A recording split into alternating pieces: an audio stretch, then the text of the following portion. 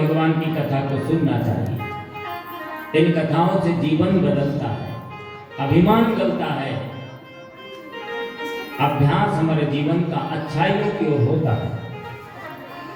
इसलिए भगवान शिव सती जी से कहा कि आज धरती पर कथा सुनने चलना है।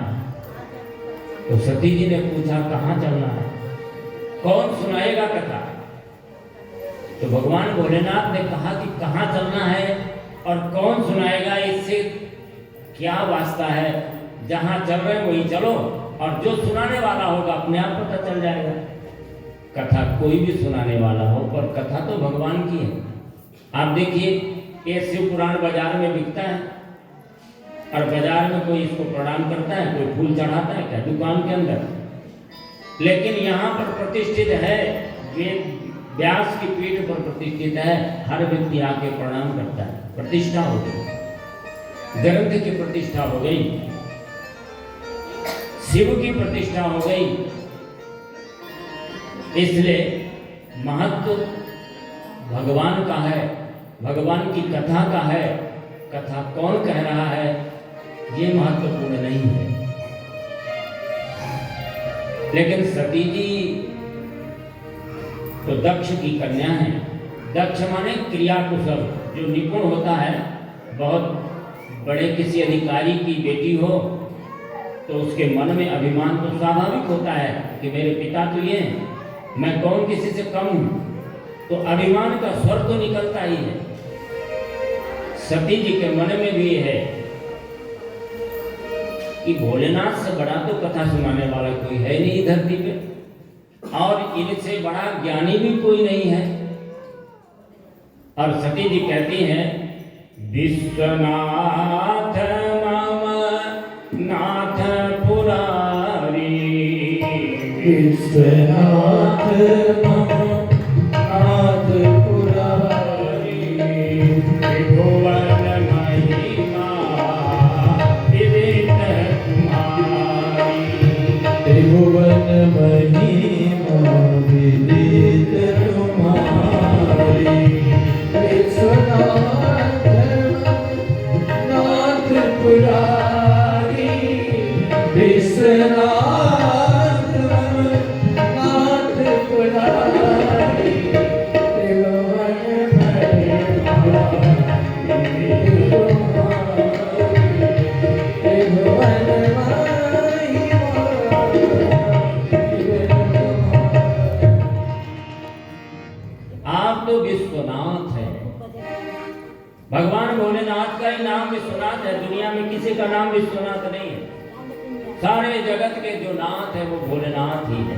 आपने कल सुना, त्रिदेव भी भगवान भोलेनाथ से ही प्रकट हुए। ये सारी जगत, सारी सृष्टि, सारे देवता भी यहीं से प्रकट हुए।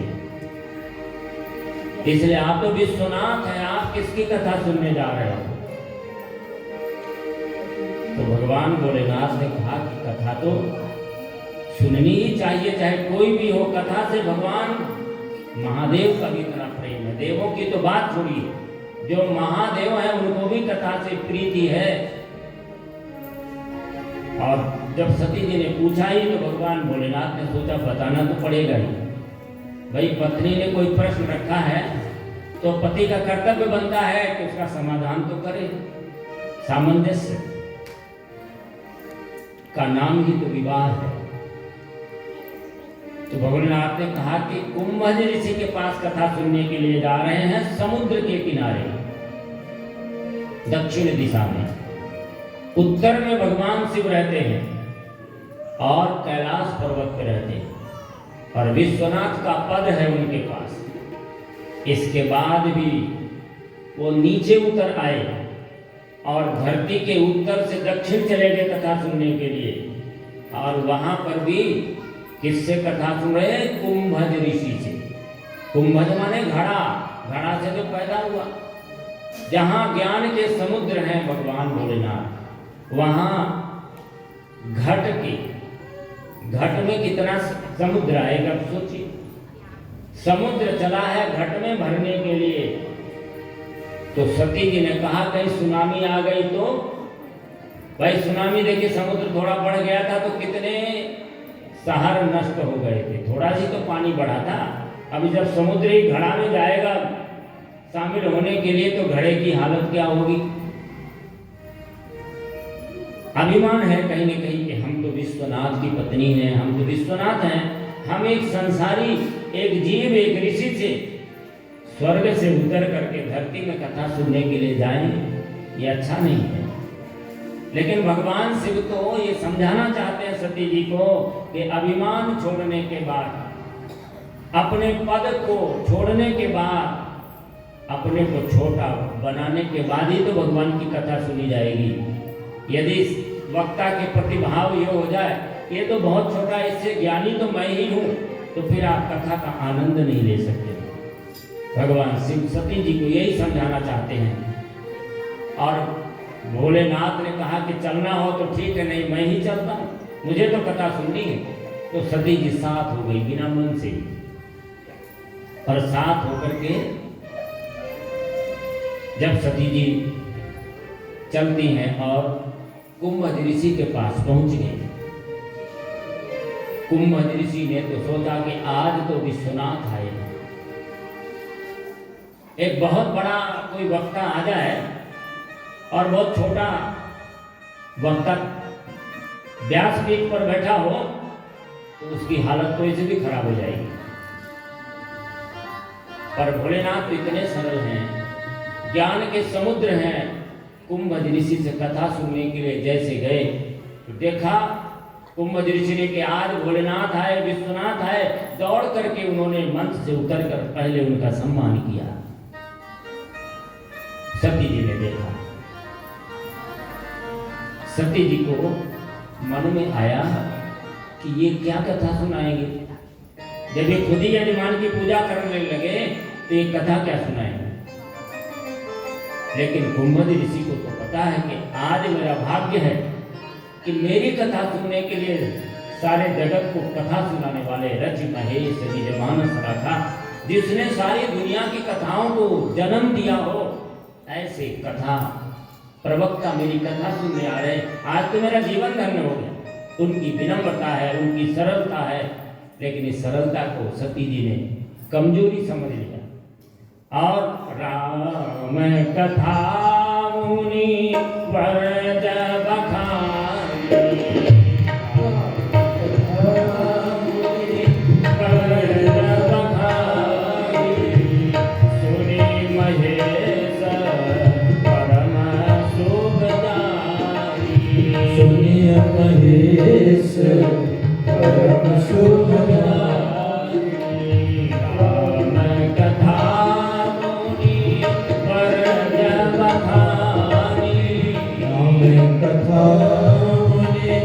ब्रज बखानी, सुनि महेश परम सुखदाई, सुनि महेश परम सुखदाई।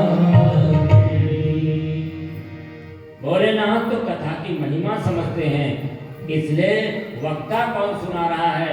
नीलगिरी पर्वत पे तो कागभुचुंडी जी कौवा है, वो सुना रहे हैं तो भी सुनने चले गए।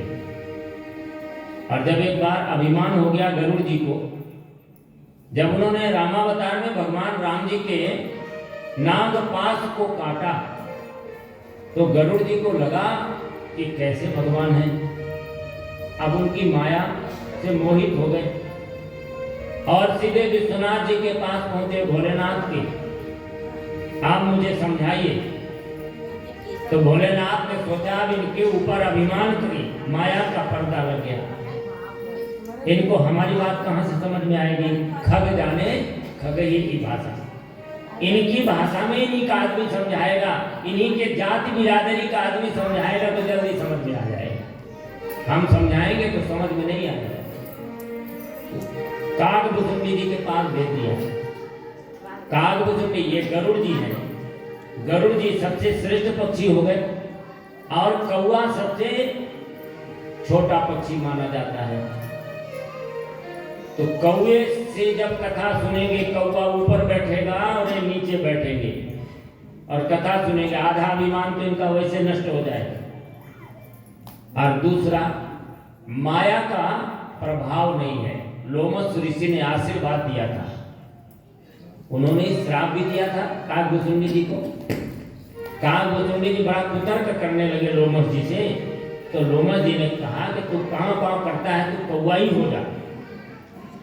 उनके चरणों को पकड़ लिया। तो लोमस ऋषि ने कहा कि जाओ, मैं तुमको वरदान देता हूँ, जहाँ तुम रहोगे वहाँ से 4 कोस तक माया का प्रभाव नहीं जाएगा और भगवान की भक्ति बनी रहेगी। तो काकभुसुंडी ने सोचा कि शरीर चाहे जो भी मिल गया कोई बात नहीं, शरीर में तो सुख सबको, हमको मालपुआ खाने से जो सुख मिलता है मनुष्य के शरीर में, वही ऊंट को कटीली झाड़ी खाने से मिलता है, उसमें कोई फर्क नहीं है। हमारे से ज्यादा ऐश्वर्य में रहते हैं पशु। हमको टेंशन होता है, हमको हार्ट अटैक होता है, हमको डायबिटीज होती है, किसी पशु को होती हो तो बताइए। इसलिए शरीर चाहे जो भी मिल गया हो, ये तो आवरण है केवल आत्मा का, इसमें यदि भक्ति मिल जाए तो फिर क्या पूछना है। एक बार माता पार्वती जी ने श्राप दे दिया था सनकादिकों के, जाओ तुम ऊंट हो जाओ। भगवान भोलेनाथ बड़े दुखी हो गए थे, इतने बड़े ऋषियों को ऐसा श्राप दे दिया। तो सनकादिकों ने कहा प्रभु कोई दिक्कत नहीं है, शरीर चाहे जो भी रहे उसका आनंद तो शरीर में, उसी शरीर का आनंद मिलता है। आप ऊंट को चाहो मालपुआ खिलाओ तो वो पसंद नहीं करेगा, उसके लिए तो जो निर्धारित व्यवस्था है उसी में खुश रहेगा वो। तो शरीर चाहे जो भी कुछ मिल गया हो, पर भक्ति तो भगवान की बनी रहेगी। हम इसमें भी आराम से भगवान का भजन करेंगे, आप दुखी मत होइए। माता ने जो श्राप दिया और अच्छा है, इंसान के रूप में रहेंगे तो 10 आदमी आके खड़े हो जाएंगे, और ऊंट के रूप में रहेंगे तो कोई आएगा ही नहीं, भगवान का और सुंदर भजन होगा। इसलिए शरीर का भेद नहीं है, जो भी शरीर हमको मिले उसमें भगवान की भक्ति होना चाहिए, अभिमान हमारे अंदर का दूर होना चाहिए। और सती जी ने अभिमान के कारण भगवान की कथा को नहीं सुना, सुनी महेश परम सुखमान, भगवान शिव ने सुना। और उसी समय भगवान शिव के गणों का उद्धार करने के लिए भगवान नारायण का अवतार राम जी के रूप में हुआ था। नारद जी ने श्राप दिया भगवान शिव के गणों को, वो कुंभकर्ण और रावण हो गए थे, तो उनका उद्धार करना तो भगवान नारायण की जिम्मेदारी है। क्यों भगवान शिव नहीं कर सकते? जब तक ये शरीर का अंत नहीं होगा तो उद्धार कैसे होगा? भजन न होए तामस देहा, जिस प्रकार का शरीर है उसी प्रकार की चिंतन और प्रवृत्तियां होगी। आसुरी शरीर मिला है तो आसुरी चिंतन होगा, और उस शरीर के नष्ट हुए बिना उद्धार नहीं होगा। और भगवान शिव के भक्त हैं तो भगवान शिव तो मारेंगे नहीं, इसलिए भगवान नारायण को आना पड़ा, राम जी के रूप में आए भगवान। और उसी समय सीता जी का हरण हो चुका था, भगवान सीता को ढूंढ रहे हैं। हे खग मृग है मधुकर श्रेणी, हे खग हे मधुकर श्रेणी, तुम देखी सीता मृगनेनी। हे खग हे मधुकर श्रेणी, तुम देखी सीता मृगनेनी, तुम देखी सीता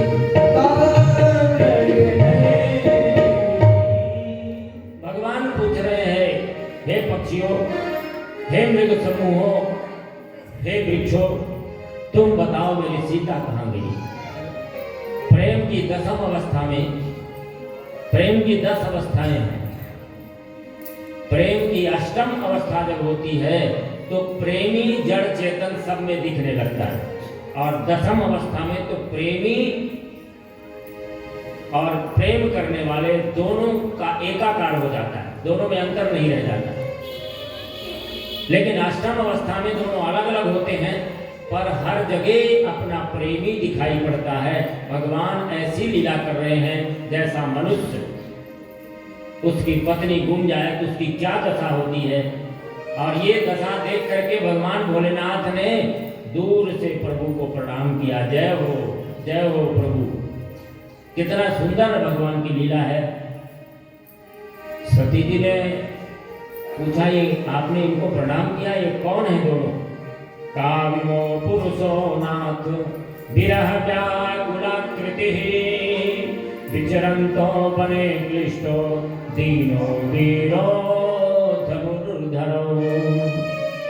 ये दिख तो बहुत वीर रहे हैं, शोभा इनके धनुष दे रहा है कंधे पर, लेकिन ये इतने व्याकुल हैं। इनकी पत्नी गुम गई है। ये है कौन जिनको आपने प्रणाम किया? तो भगवान भोलेनाथ कहते हैं, जास कथा कुंभज ऋषि गाई। अरे जिनकी कथा हम सुनने गए थे, कुंभज ऋषि जिनकी बड़ी महिमा सुना रहे थे, वही भगवान राम है। तो सती जी को मन में आया कि राम है, ये भगवान है, और इनको ये भी पता नहीं कि इनकी पत्नी कहाँ चली गई। पेड़ पौधों से पूछ रहे हैं। ये तो साधारण आदमी को भी पता है कि पेड़ पौधे क्या बताएंगे। सती जी को संदेह हो गया, और सती जी के बात समझ में नहीं आई। भगवान भोलेनाथ ने बहुत समझाया, पर कथा तो सुना नहीं था, इसलिए जीवन का संदेह कैसे दूर होगा। और कथा ना सुनने का परिणाम हुआ कि सती जी का जीवन ही संकट में फंस गया। राम कथा सुंदर करतारी संशय विहंग उड़ावन हारी। भगवान की ये कथाएं जीवन के तमाम संदेहों को दूर कर देती हैं, तमाम संशयों का समाधान कर देती हैं। इसलिए पता नहीं किस कथा से, किस बात से हमारे जीवन का कौन सा क्षण प्रभावित हो जाए, कौन सा हमारे जीवन में परिवर्तन आ जाए। इसलिए कथाएं तो सुनना चाहिए। और सती जी ने नहीं सुना, उसका परिणाम उनके जीवन में आता है संदेह। और वो कहती है कि यदि ये भगवान है, यदि भगवान है तो यदि जाना कि कुतो विलाप, यदि भगवान है तो सर्वज्ञ है, और जो सर्वज्ञ होता तो विलाप कैसे करता? तो भोलेनाथ की बात मेरे समझ में नहीं आती। यदि भगवान है तो चलो थोड़ा परीक्षा ली जाए इनकी। तो भगवान भोलेनाथ ने कहा कि परीक्षा तो अपने से छोटे वाले की ली जाती है, अपने से बड़े वाले की परीक्षा तो होती नहीं। विद्यार्थी मास्टर की परीक्षा लेता है कि मास्टर विद्यार्थी की परीक्षा लेता है? ये तो सारे जगत के स्वामी हैं, इनकी परीक्षा हम कैसे लेंगे? तो सती जी को विश्वास नहीं हुआ, तो भगवान को कहना पड़ा। ये सती जी का चरित्र रामायण में कुछ थोड़ा दूसरे ढंग से वर्णित है, भागवत में थोड़ा दूसरे ढंग से वर्णित है, शिव पुराण में थोड़ा दूसरे ढंग से वर्णित है। इसलिए मैंने तीनों को मिला के कहा। इसलिए कुछ चीजें इधर है, कुछ उधर है। तो सती जी ने कहा कि परीक्षा तो कुछ लेनी चाहिए, और भगवान शिव ने कहा तो कि मैं जाए परीक्षा ले हूं, तुम ही चली जाओ, मैं तो नहीं जाने वाला। कभी कभी जीवन में पति और पत्नी के बीच ऐसे विवाद हो जाते हैं, तो समझदार पति को भी और समझदार पत्नी को भी ये चाहिए कि एक की बात को मान ले, इसी में कल्याण है। तो भगवान शिव ने भी कहा चलो तुम चली जाओ परीक्षा लेने, मैं तो ये वटवृक्ष के नीचे बैठ करके भगवान का नाम जप करता। और लगने लगा कि जब पति की बात पर संदेह हो गया, जब भगवान के ऊपर संदेह हो गया, तो जीवन अब बहुत दिनों का नहीं है, जीवन तो संकट में फंसने वाला है। और वही हुआ। सती जी को जाते समय भगवान ने ये जरूर कहा कि परीक्षा लेना तो मर्यादा का ध्यान रखना। संदेह भी जीवन में हो तो इतना सावधान रहना, आप कोई बात कहना पति से, या पत्नी पति से कहे, या पति पत्नी से कहे, तो कम से कम कहते समय इतनी मर्यादा का ध्यान रहे कि ऐसी कोई बात न कह दे जो उसके जीवन में लग जाए और दोबारा संबंध ही सदा के लिए समाप्त हो जाए। इसलिए भगवान भोलेनाथ ने भी ये कहा, ध्यान रखना इस बात का, मर्यादा। और सती जी ने विचार नहीं किया, सीता का स्वरूप धारण कर लिया। सीता जी को ही तो ढूंढ रहे हैं हम, सीता बनकर के आगे आगे चलती हैं तो समझ में आ जाएगा। यदि सीता को ढूंढ रहे हैं तो मुझे पा करके दौड़ पड़ेंगे। और जैसे सती जी को देखा है भगवान ने, तो भगवान तो सर्वज्ञ हैं, उनके मन में यही बात तो थी सती जी के कि यदि ये सर्वज्ञ हैं तो जानते सब, इनको सीता जी का पता होना चाहिए था। तो भगवान ने उस बात को परीक्षा दी है ना, सर्वज्ञता का उदाहरण दिया। सबसे पहले सीता रूपी सती के सामने खड़े होकर भगवान जोरी पानी प्रभु कीन्ह प्रणाम, जोरी पानी प्रभु कीन्ह प्रणाम, पिता समेत लीन निज नाम, पिता समेत लीन निज नाम, पिता समेत लीन निज नाम। भगवान ने कहा दशरथ नंदन राम माता सती को सादर प्रणाम करते हैं। तो सती जी को ये लगा ये तो पहचान गए। और दूसरी बात फिर ये कहा भगवान राघवेंद्र सरकार ने कि विपिन अकेल विरह कहीं हेतु, कहे वो बहोरी कहाँ वृष केतु। और संदेह को पूर्ण कर दिया, उनके निराकरण कर दिया। आप इस संदेह रूपी विपिन में अकेले घूम रही हैं। आपको संदेह हुआ ना, भोलेनाथ को तो हुआ नहीं, आपको संदेह हुआ और इस संदेह के कारण आप संसार के वन में भटक गई। भोलेनाथ जी कहाँ हैं? तो सती जी को समझ में आ गया कि ये तो सर्वज्ञ हैं। और वहां से सती जी जैसे भागी तो भगवान ने दिखाया कि सर्वज्ञता और दिखानी पड़ेगी। जहां देखा वहां पर राम लक्ष्मण सीता दिखने लगे। सती जी को लगा कि ये तो सीता भी साथ में है, कुछ गुमा है ही नहीं है। और भगवान से प्रार्थना किया तो भगवान ने अपनी माया को संवरण कर लिया। सती जी भगवान भोलेनाथ के पास गई और भगवान भोलेनाथ ने कहा किस प्रकार से परीक्षा लिया। तो सती जी ने कहा कछु न परीक्षा लेन गोसाई, कीन प्रणाम तुम्हारी नाई। आप जैसे दूर से प्रणाम कर लिया था वैसे मैंने भी प्रणाम कर लिया, झूठ भी बोल दिया। पति से झूठ बोलना, हमारे सनातन संस्कृति ने पति को परमेश्वर माना और ऐसे विश्वनाथ जैसे पति पाने के बाद तो वहां पर सती जी भी गलती कर गई और झूठ भी बोला। और परिणाम उसका ये हुआ कि भगवान शिव ने ध्यान लगाया तो देख लिया कि ये तो सीता जी बनी थी। और सीता को तो मैं माँ के रूप में, भगवान विष्णु को मैं अपने आराध्य के रूप में देखता हूँ। वैष्णवानाम यथा शंभु, भगवान शिव से बड़ा कोई वैष्णव नहीं है। सारी भगवान विष्णु को शक्तियां भगवान शिव ने दिया, लेकिन इसके बाद भी भगवान शिव भगवान विष्णु को बहुत मानते हैं और भगवान विष्णु भगवान शिव को बहुत मानते हैं। तीनों देवता ब्रह्मा विष्णु महेश में कोई अंतर नहीं है, शरीर का अंतर है बस, शक्तियां एक ही है तीनों में। ऐसे भगवान शिव ने शिव संकल्प की न मन माही, यह तन सती भेंट अब नाही। ये शरीर से तो अब पत्नी का भाव नहीं हो सकता, जिसने माँ का स्वरूप बना लिया हो उसमें माँ का ही दर्शन हो सकता है।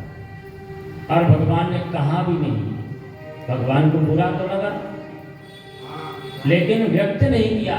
यही हमारे जीवन में वास्तव में जब अहंकार गलता है तभी संबंध बनते हैं। अहंकार के कारण ही संबंध टूटते हैं। संबंध चलाना है तो अपने अहंकार को तिरस्कार करिए, छोड़िए। भगवान शिव ने व्यक्त नहीं किया, देवताओं ने कहना शुरू कर दिया धन्य हो भोलेनाथ, धन्य हो आपका संकल्प, धन्य हो। तो सती जी ने पूछा ये कौन सा संकल्प कर दिया आपने? तो भोलेनाथ ने कहा नहीं कुछ। सती जी को बुरा लगेगा, बताना ठीक नहीं है, मन में ही रखना, उसका उपाय तरीके से निकाल लेना। और भगवान शिव वर्णत पंथ विविध इतिहासा, वर्णत पंथ विविध इतिहासा, विश्वनाथ पहुँचे कैलासा, विश्वनाथ पहुँचे कैलासा। वर्णत पंथ विविध इतिहासा, वर्णत पंथ विविध इतिहासा, विश्वनाथ पहुँचे कैलासा, विश्वनाथ पहुँचे कैलासा। अब कहानियां भी सुनाना शुरू किया। सती जी ये पूछ रही है कि क्या प्रतिज्ञा किया आपने? भगवान ने नहीं बताया, पर समझाना शुरू कर दिया, आगे की पृष्ठभूमि बनाना शुरू कर दिया कि सती जी को कम से कम कष्ट हो। विभिन्न इतिहास, विभिन्न कथाएं सुनाते हुए भगवान कैलाश पहुंच गए। और आज कैलाश में गुफा में प्रवेश नहीं किया, आज वट वृक्ष के नीचे बैठ गए और समाधि लगा दी। भगवान शिव ने समाधि में चले गए। और बीते सम्मत सहत 87 तजे समाधि शंभु कैलासी। समाधि को भगवान शिव ने जब त्याग किया तो सती जी ने प्रणाम किया और सती जी को भगवान ने सम्मुख आसन दिया। सती जी को विश्वास हो गया कि भोलेनाथ ने हमारा परित्याग कर दिया। और किसी सती नारी को पति का परित्याग, इससे बड़ा कोई दुनिया का कष्ट नहीं हो सकता। सती जी का जीवन दुखी हो गया और ये विचार करने लगे कि हे भगवान भोलेनाथ, हे भगवान नारायण, आपका मैंने अपराध किया है। अब इस शरीर से यदि शिव का संबंध नहीं है तो ये शरीर किस काम का है? इस शरीर का अंत हो जाए, ऐसा कोई उपाय करो। भगवान नारायण से प्रार्थना करती है सती जी और परिस्थिति ऐसी बन जाती है कि उसी समय दक्ष प्रजापति के एक बड़ा यज्ञ करते हैं और यज्ञ का आयोजन किया। सभी देवतागण कैलाश से होकर के ही कनखल में यज्ञ आयोजित था हरिद्वार में, तो सारे कैलाश को पार करके ही आना था सबको। देवता लोग तो सुमेरु में रहते थे, तो सुमेरु पहले है, कैलाश बाद में। सारे देवता विमान से होकर उधर से आ रहे थे और जब पड़ोसी का निमंत्रण ना हो और बगल वाले पड़ोसी को पता है कि इनको नहीं बुलाया गया, तो उससे जरूर एक बार पूछने जाएगा, भाई निमंत्रण में चलोगे कि नहीं? तो दूर से ही देवताओं ने कहा, भोलेनाथ आपके ससुराल में यज्ञ हो रहा है, आप चलेंगे नहीं क्या? क्योंकि सबको पता है कि दक्ष ने शिव के अपमान के लिए ही तो ये यज्ञ का आयोजन किया है। और सती जी ने सुन लिया।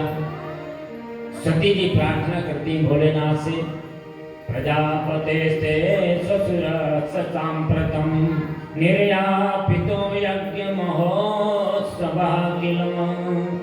भोलेनाथ, आपके ससुर साहब के घर में यज्ञ हो रहा है। दक्ष की पुत्री है, इसने कुशलता का परिचय दिया है। हमारे पिता के घर में यज्ञ हो रहा है ऐसा नहीं कहा, ये कहा कि आपके ससुर के घर में यज्ञ हो रहा है ताकि भोलेनाथ का प्रेम जागृत हो जाए। और भोलेनाथ ने कहा कि हे सती, तुम्हारे पिता और हमारा प्रयाग में वैमनस्य हो गया। प्रयाग में एक ही दक्ष प्रजापति जब बन रहे थे, तुम्हारे पिताजी प्रजापतियों के अध्यक्ष थे, तो सारे जितने भी देवता थे सब गए हुए थे और देवादिदेव महादेव वगैरह सब थे वहां, ब्रह्मा विष्णु सभी थे। और जब दक्ष प्रजापति आए, थोड़ा देर से आए, वीआईपी तो देर से पहुंचते हैं, जब वो वीआईपी थे तो थोड़ा देर से आए, सब देवता पहले आसन ग्रहण कर चुके थे, तो सारे देवता खड़े हो गए, लेकिन भगवान भोलेनाथ नहीं खड़े हुए, ब्रह्मा जी भी नहीं खड़े हुए, विष्णु जी भी नहीं खड़े हुए। ये त्रिदेव है, इनसे बड़ी देवों की कोई सत्ता नहीं। लेकिन ब्रह्मा जी तो दक्ष के पिता ही ठहरे, तो पिताजी नहीं खड़े हुए, कोई बात नहीं। और विष्णु जी तो सर्वदेव पूज्य हैं, नहीं खड़े हुए तो कोई बात नहीं, पर शिव जी नहीं खड़े हुए, ये दक्ष को बहुत बुरा लगा और दक्ष ने वहां पर कहना शुरू कर दिया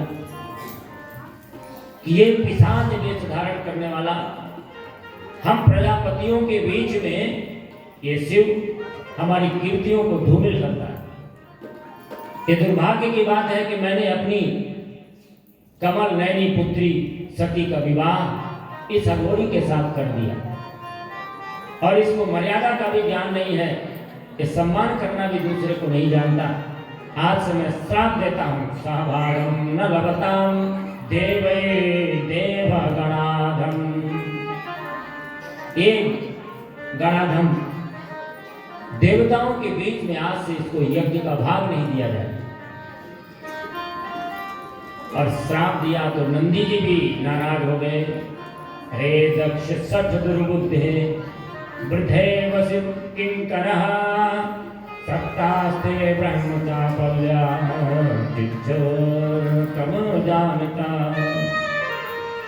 तुम शिव की महानता को नहीं जानते हो, और बिना शिव की महानता जाने हुए शिव को श्राप दे दिया। मैं भी श्राप देता हूं तुमको कि आज से तुम्हारा सारा तत्व ज्ञान नष्ट हो जाए, कर्म कांड में फंसे रहोगे।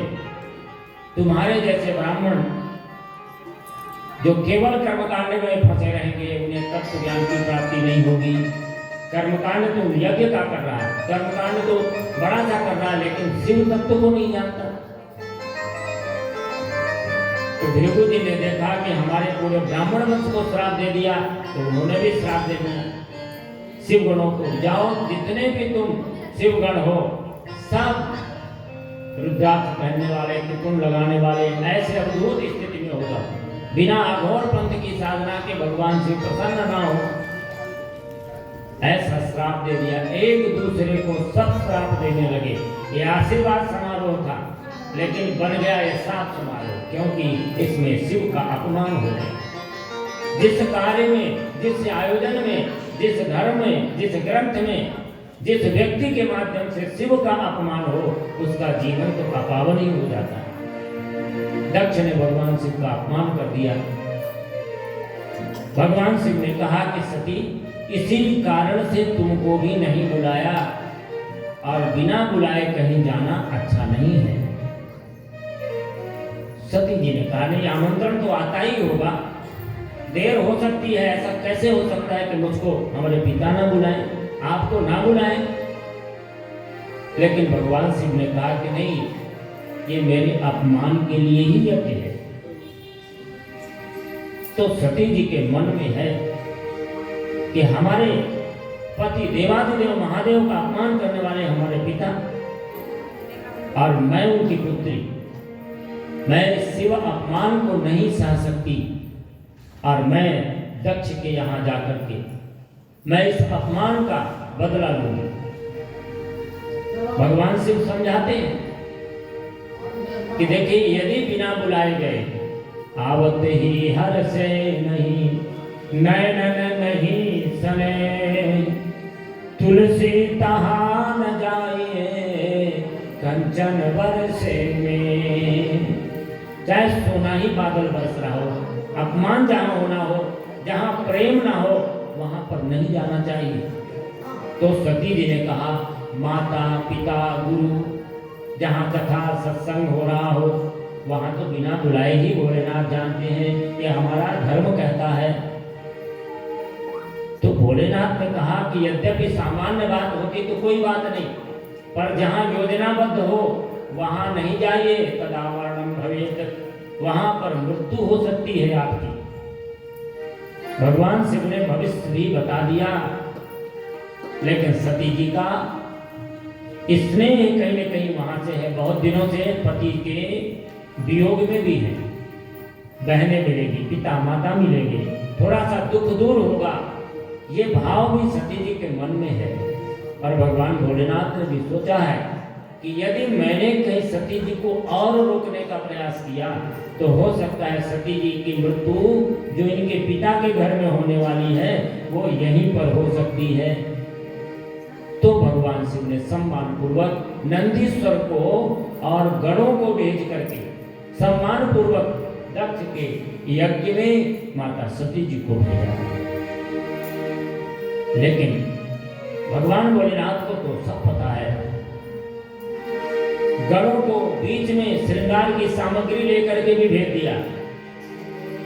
सती जी को जब श्रृंगार की सामग्री मिली तो सती जी को ये लगने लगा कि लगता है भोलेनाथ ने हमारा पूरी तरह से परित्याग कर दिया।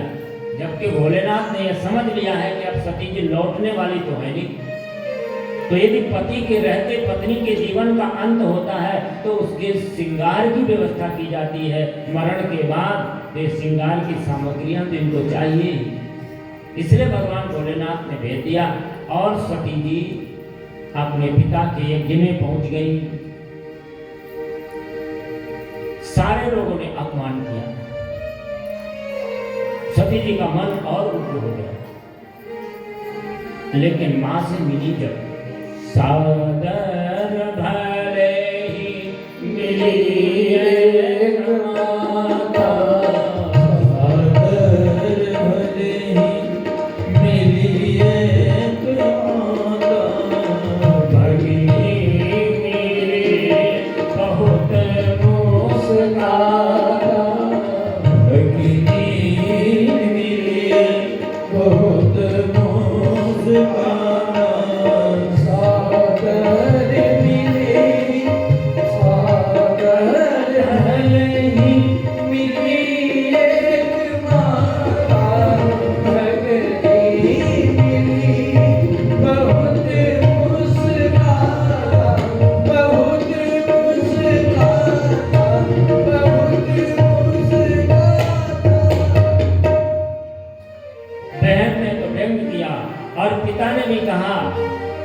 तुम यहाँ बिना बुलाए हुए क्यों आई?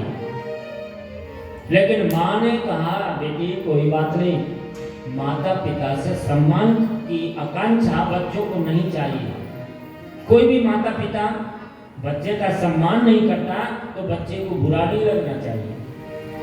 माँ की बात को सती जी ने मान लिया, कोई बात नहीं। पिता का स्वभाव ऐसा है, पिता कई बार दंड देता है। सती जी ने जब यज्ञशाला में जाकर के देखा सारे देवताओं का स्थान निर्धारित है, भगवान भोलेनाथ का कोई स्थान नहीं है। सती नारी अपना अपमान सह सकती है पर अपने पति का अपमान नहीं सहती, इसलिए सती जी को क्रोध आता है और सती जी ने प्रजापति दक्ष को समझाने का प्रयास किया है। न शंभो भागम करोतु क्रोधम दुर्विषम सती। सती ने कहा पिताजी ये यज्ञ बिना शिव के पूर्ण नहीं हो सकता। द्रव्य मंत्रादिकम सर्वम हव्यम कव्यम चयमयम।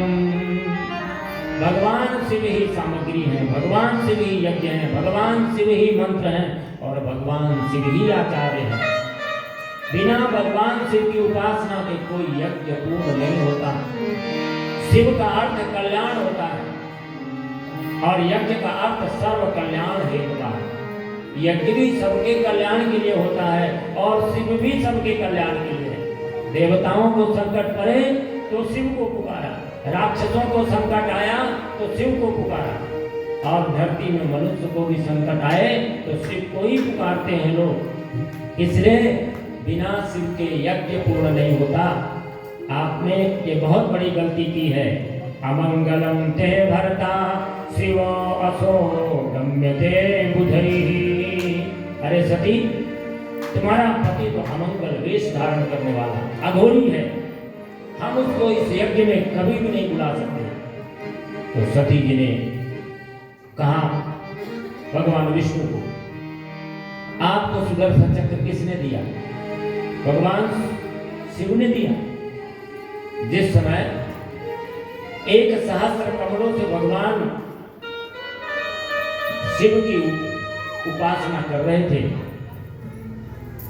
तो भगवान शिव ने परीक्षा लिया, विष्णु जी की एक कमल को उठा लिया, वहां से अपने माया से खींच लिया, और जब 1,000 में एक कमल रह गया, आसन छोड़ नहीं सकते थे, भगवान शिव की पूजा पूर्ण नहीं हुई, तो भगवान शिव से प्रार्थना किया, तो आकाशवाणी हुई कि आप तो कमल नयन हो, खुद आपका नेत्र ही तो कमल के समान है, एक नेत्र चढ़ा करके पूर्ण कर लो 1,000 कमल। और जैसे विष्णु जी ने अपने नेत्र को निकालने का प्रयत्न किया, भगवान शिव प्रकट हो जाते हैं, और भगवान शिव ने कहा, आपकी उपासना पूर्ण हुई, मैं आपको सुदर्शन चक्र देता हूँ, इस सृष्टि में इससे बड़ा कोई अस्त्र नहीं होगा, आप से विजय कोई नहीं प्राप्त कर सकता है, ऐसा अस्त्र भगवान शिव ने आपको प्रदान किया।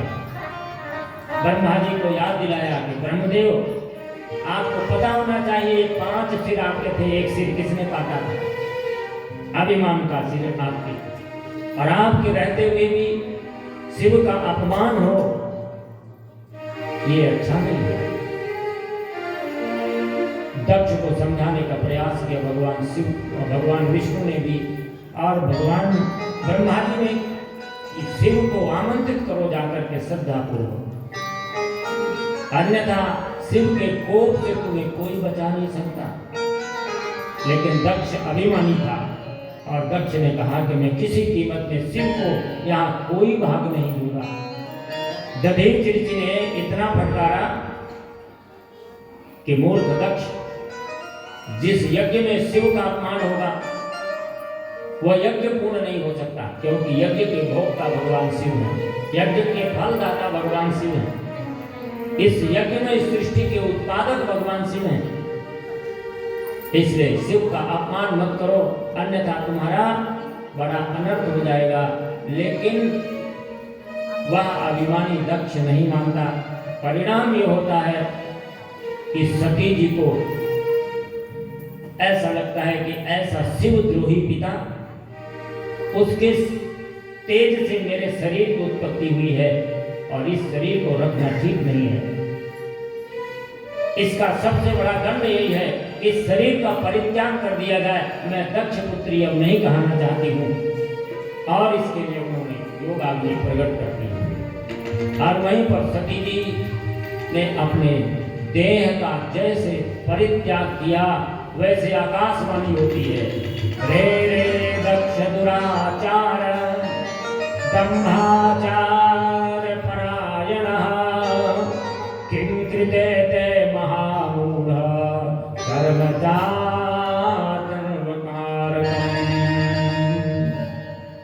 अनर्थ करने वाला तूने इतना बड़ा कर्म कर दिया, अब तुम्हें शिव के कोप से कोई भी बचा नहीं सकता है।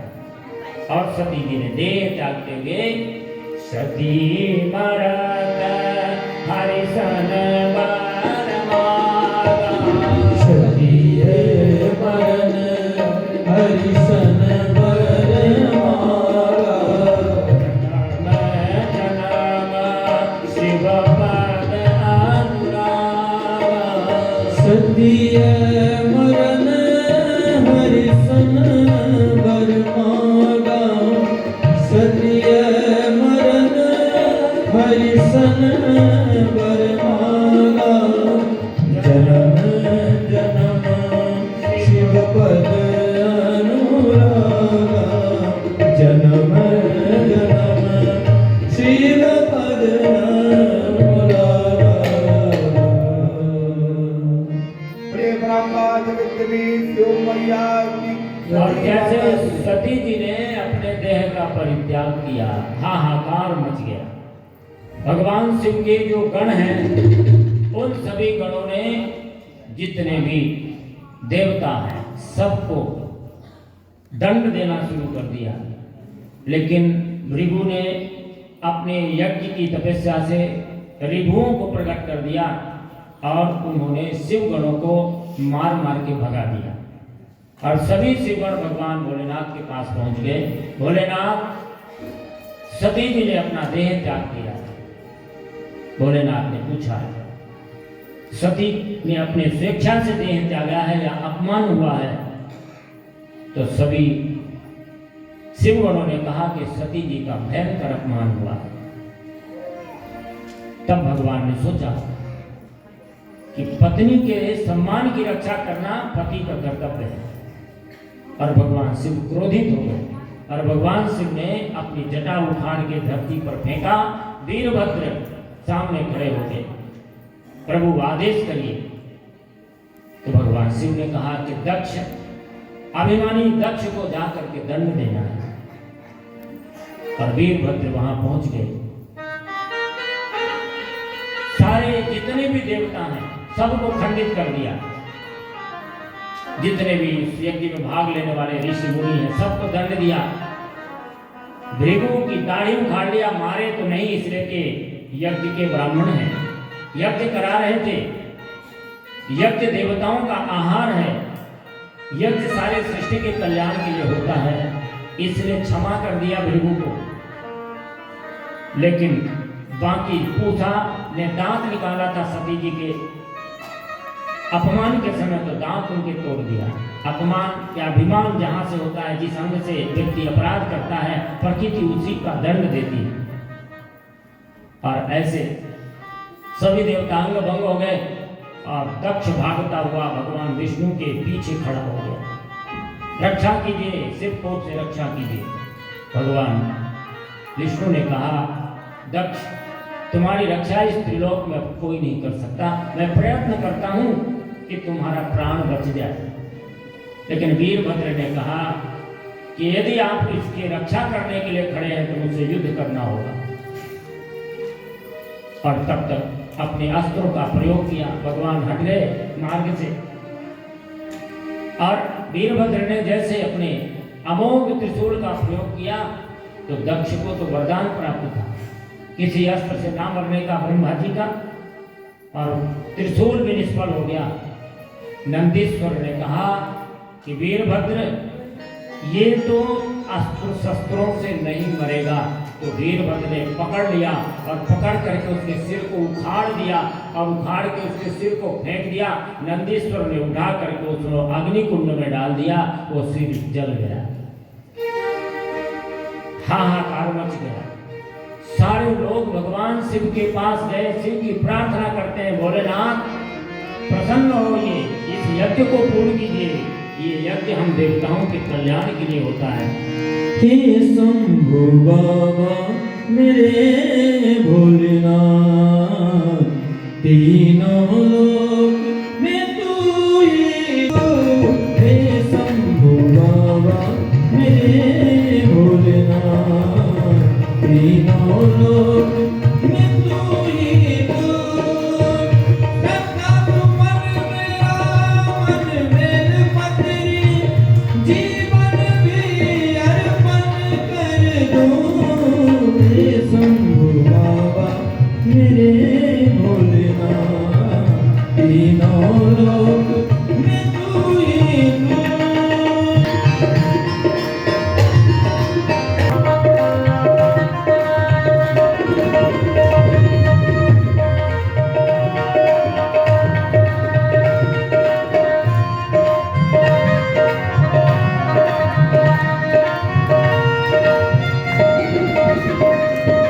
स्वामी है तू, अंतर्यामी है मेरे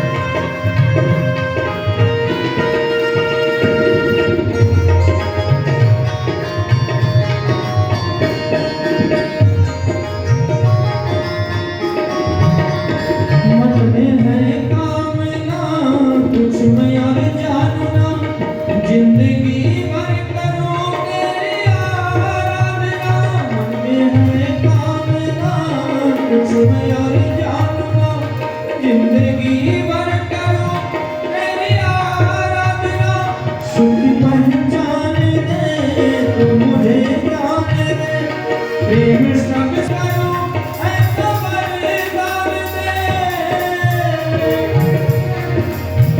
तूने दिया मन निर्बल को भी अज्ञानी को ज्ञान दिया हे शंभु बाबा मेरे भोले बाबा मेरे भोले बाबा तीनों लोक में तू ही तू तीनों लोक ओम नमः शिवाय ओम नमः शिवाय ओम नमः शिवाय ओम नमः शिवाय ओम नमः शिवाय ओम नमः शिवाय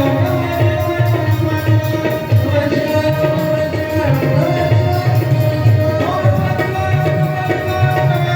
नमः शिवाय ओम नमः शिवाय ओम नमः शिवाय ओम